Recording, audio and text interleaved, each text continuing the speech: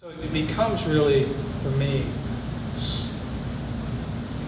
in the long run, I think it's again another selfish thing that I was doing, and a self-centered thing that said I needed to put them in me. It wasn't about me doing something for them or anything. I needed to take a little something. I needed to grab a memory, grab a line of poetry, and stick it in one more time to see if it would stick. And so you've got it like a hammer and chisel, and you got little chunks of the graves in the box, right? That's right. I did that, yeah. And that was the other reason why I was arrested about 5 times. Like the Americans abroad. But it is, but it's really about the next 10 years. It's about, so the truth is, obviously, since I'm stumbling this, I don't know what it's about. Okay. But it was important to me to do that.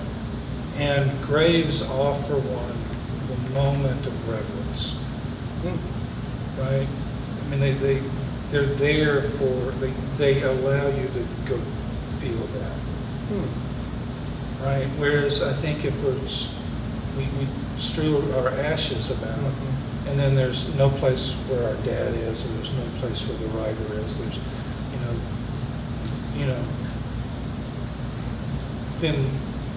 then there's, you have to go to the restaurant, you have to go to the park, you go to these places that were important to those people, right? So the grave is an easy way, in one sense, an easy way to get to that feeling. Okay.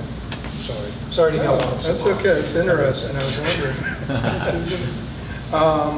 So one of the big things we do at Poetry Corner, I always wonder about poetry and how you personally relate to poetry, but also tips and advice for poets and folks who might want to be poets.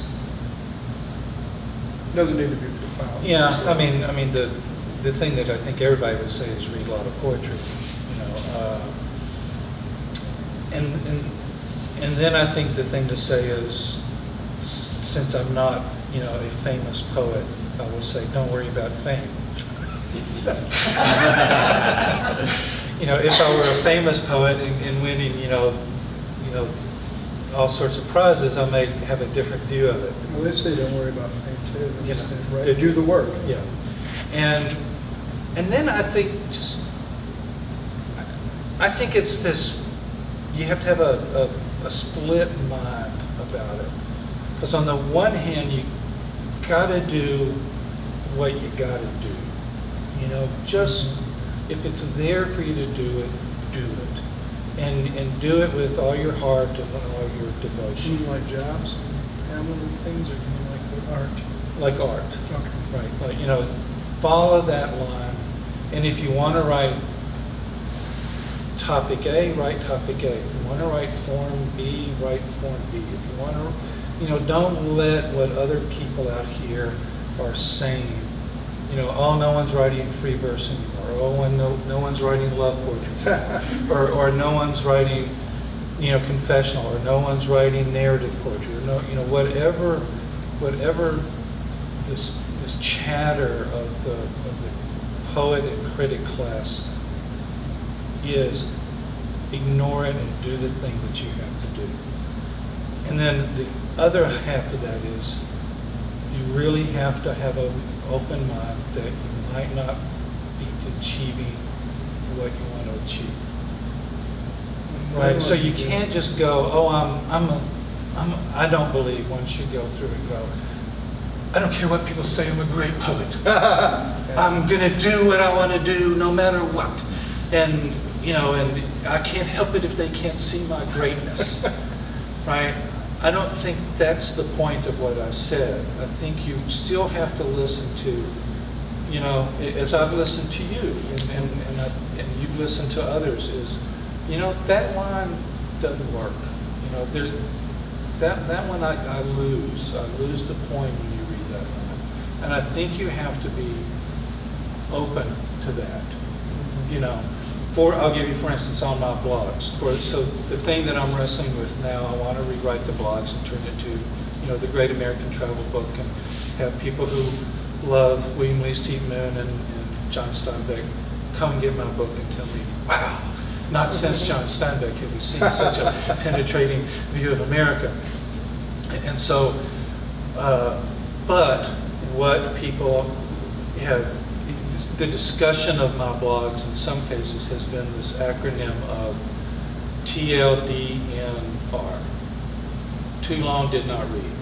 Oh. Because blog is a particular kind of art form, and I did not obey the rules of that art form. I wrote 2,500 word responses, not 400 word things with 12 pictures.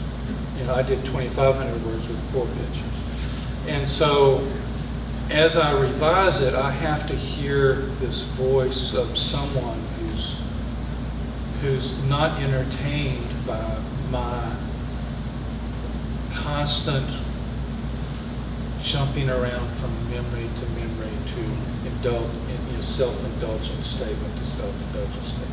How I get those out, I don't know, because I really like my self-indulgent statements.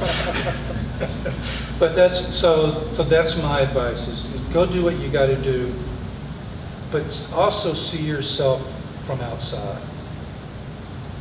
Separate yourself from your work and see yourself from outside to see if you're really achieving what you want to achieve. Perspective. Perspective.